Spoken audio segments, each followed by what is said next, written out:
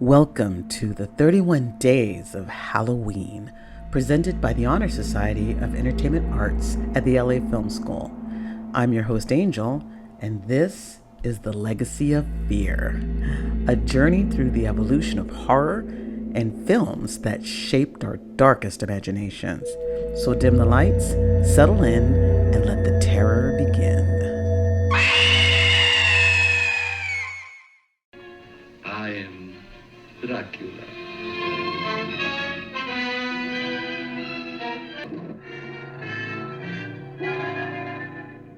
When this dead hand moves, the monster... Hello and welcome back. This is Angel. I am your host here in The Legacy of Fear, and today we are going to honor the two men who built the very throne of horror cinema, Bela Lugosi and Boris Karloff. At the dawn of Hollywood, horror didn't have jump scares, CGI, or surround sound. It was built from shadows, camera angles, and makeup. And it lived or died on the presence of the actors who brought fear to life. And in those early days, no names loomed larger than Bela Lugosi and Boris Karloff, the first kings of horror. In 1931, Bela Lugosi stepped into the screen as Dracula. With a cape, a stare, and that unforgettable accent, he didn't just play the Count. He defined the vampire forever. His Dracula was suave, sensual, hypnotic, and terrifying. Audiences hadn't seen anything like him before. And it's that image of Dracula that stands to this day. That same year, Boris Karloff made his trademark in Frankenstein. Under Jack Pierce's groundbreaking makeup, Karloff transformed into the monster, brutal but tragically human.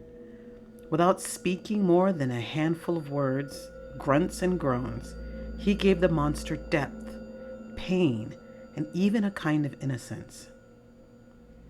These weren't one-hit performances. Lugosi became horror's hypnotist in White Zombie. Karloff haunted audiences again in The Mummy. And together, they expanded what horror could look like: elegance, tragedy, menace, and mystery. Two serious actors, trained with serious skills, taking on what would become one of the most impactful genres in film: horror.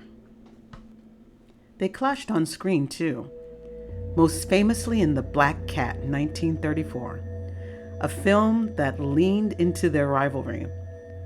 But off screen, they were never true enemies. They were friends throughout their full lives, but Hollywood loved to pit them against each other. Dracula versus Frankenstein, the Dark Prince versus the tragic monster.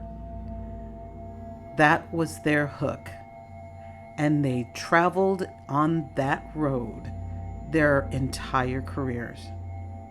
It worked. Universal became the house of monsters, and Lugosi and Karloff were its kings.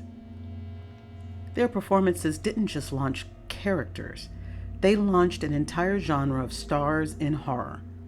The idea that a single actor could embody fear itself begins with them. Lugosi gave horror its first icon.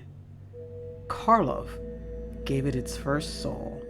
And together, they left a blueprint every horror star has followed since, from Christopher Lee to Robert Englund to Tony Todd.